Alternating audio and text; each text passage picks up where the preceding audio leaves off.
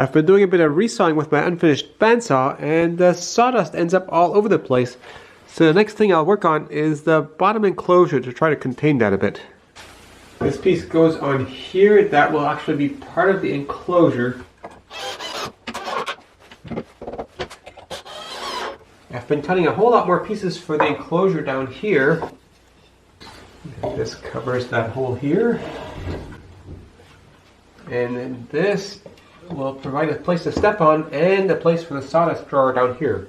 Now this will be the bottom cover, which will swing open like this, but it can't close because the trunnion is in the way here.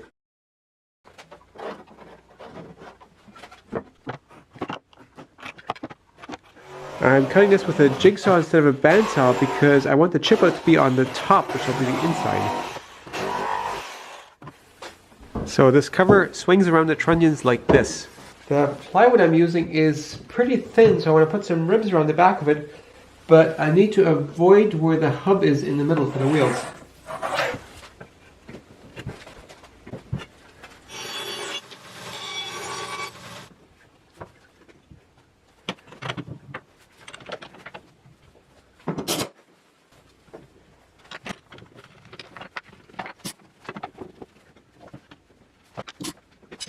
If you want this to be a bit easier, you could just buy some slightly thicker plywood. The way I mounted that piano hinge is to carefully place it on each side and pre-drill the holes so I don't have to worry about alignment once I screw it on.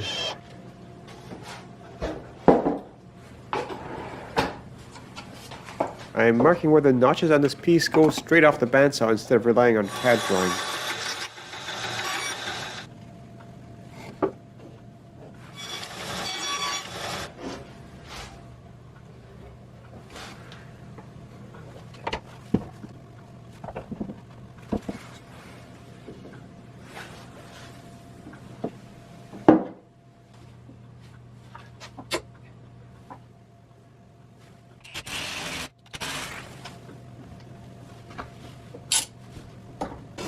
I'm cutting box joints for the sawdust drawer. Box joints aren't really necessary for this, but with my box joint jig always set up and no need to change saw blades to cut box joints, it's an easy default choice to make.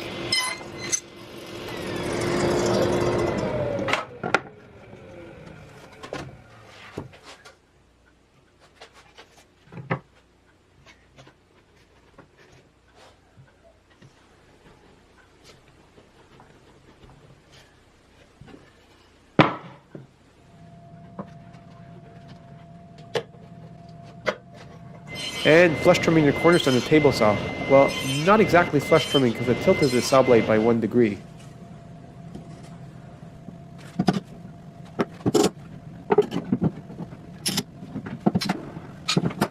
This sawdust drawer is going to slide in at about this height, and for it to have something to slide on, I made these things that are going to go on the bottom of the legs to support it.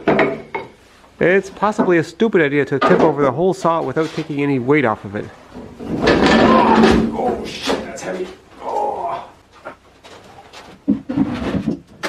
Oops, I should have pulled that sawdust drawer out first.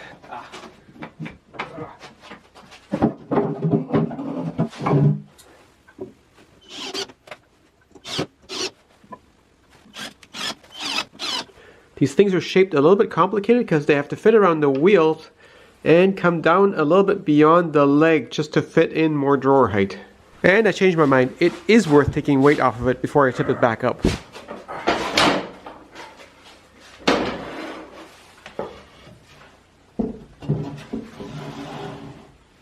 These two little blocks limit how far back the drawer can go. So that covers the back of the saw. But the drawer comes back a little bit further than this, so I made this L-shaped profile. It's going to go right on here.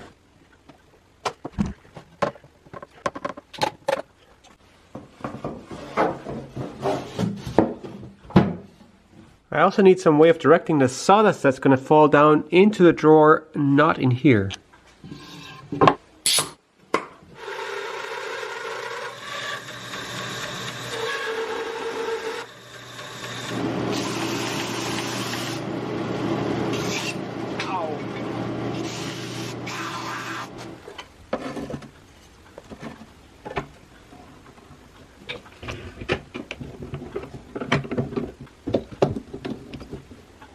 fiddly bits like this are best done without following the plans too closely.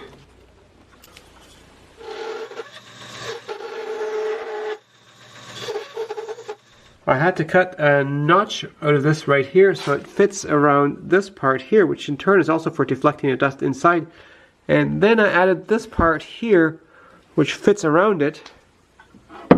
And that way all the sawdust gets deflected into the drawer.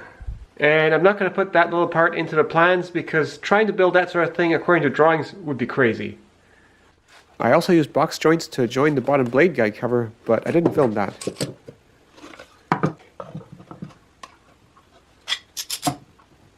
And now I have to cut out a notch for the trunnion support beam.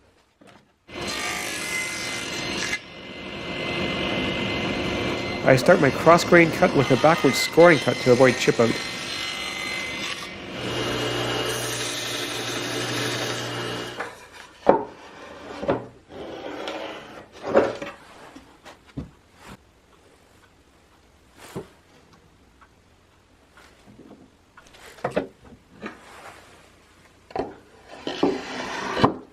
So that still leaves a gap up here, so I'm going to put a strip of hardwood across there to close that.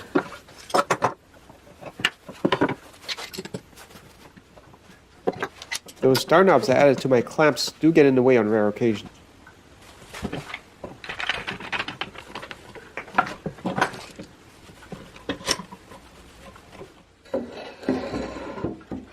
Now marking where the attachment knob is going to go. So it turns out that falls right where I've got this screw. No problem, I took that screw out because this part's glued on anyways. But it's right on the edge of a knot, which means I need better guidance for that drill.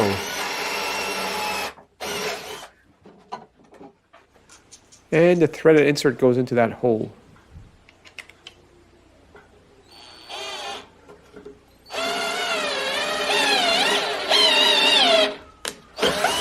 Oops, that didn't go in straight. Oh dear.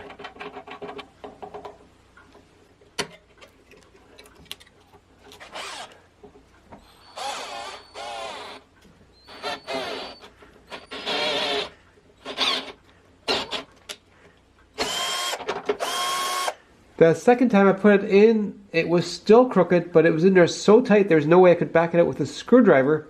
And I couldn't just put it in somewhere else because it has to match with this hole here. And how to get it out? Well, I put some washers on here, and another washer, and then put this in here. And then it just kept turning that screw until it just tore the insert out.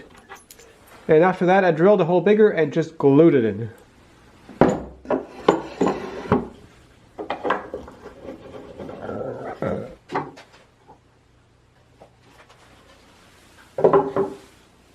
Aside from closing the area around the blade guide, it also provides support for the table through this piece and this piece here. If it's not at 90 degrees, this thing has to be removed.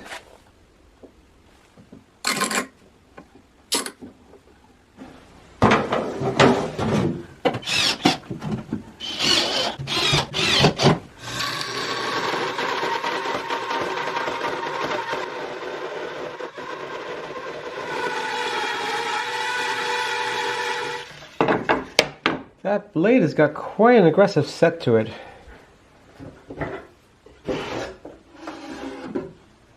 Looks like the sawdust all made it into the drawer.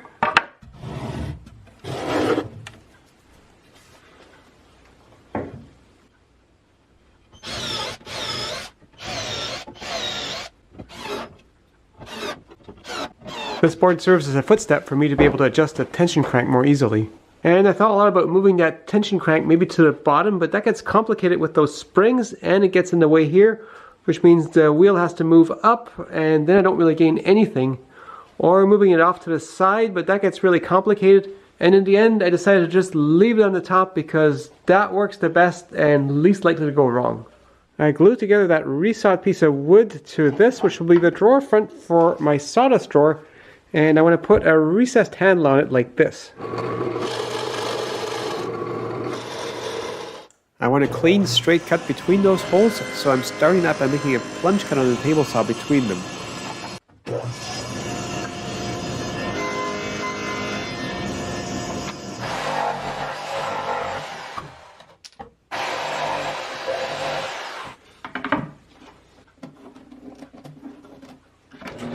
And the hole behind that front layer is a little bit wider and a little bit higher up, which gives me a nice ledge to grab with my fingers.